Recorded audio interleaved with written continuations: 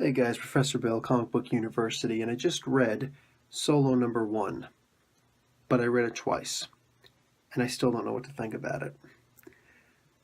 I'd mentioned how I like some of the lighter-hearted books once in a while, but maybe this is a bit too many. I feel like they're trying to make Solo. First off, Solo was a huge guy with just guns all over him. If you remember those old Spider-Man comics and whatnot back in the early 90s, and he just teleport here and teleport there and just start boom, blowing everybody up. And he worked with several Silver Sable, and he worked with Spider-Man, whatever. Now he's a really, really skinny guy and short and not intimidating looking at all. And he's funny, like cutesy funny. He gets into trouble all the time. He messes up. He's like a mercenary screw up.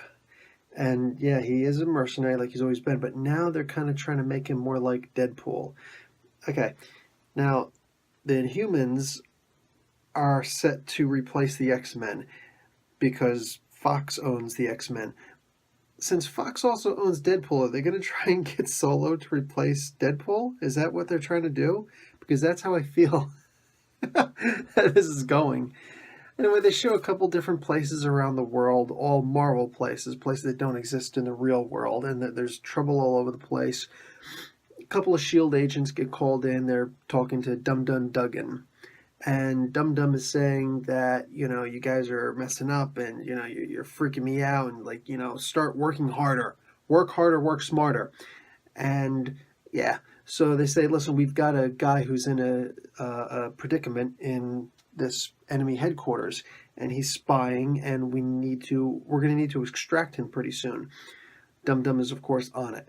And how he's on it is he's going to recruit Solo.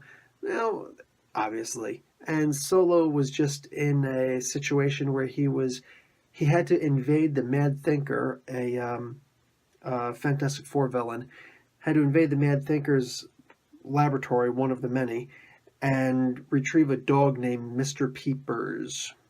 Mr. Peepers? I think I wrote it down. Baron Peepers. Had to rescue Baron Peepers and extract the dog. And he's talking to his ex-wife, who he owes a lot of child support money to. That's the reason why he's a merc. And keeps on being all these syntax errors and whatnot, so he winds up getting called out, and there's a exploding purge in the facility, so he's got to run and teleport out blindly. He's usually just supposed to do line of sight for teleportation, but whatever.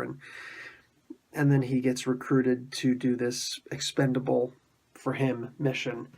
And that's the comic.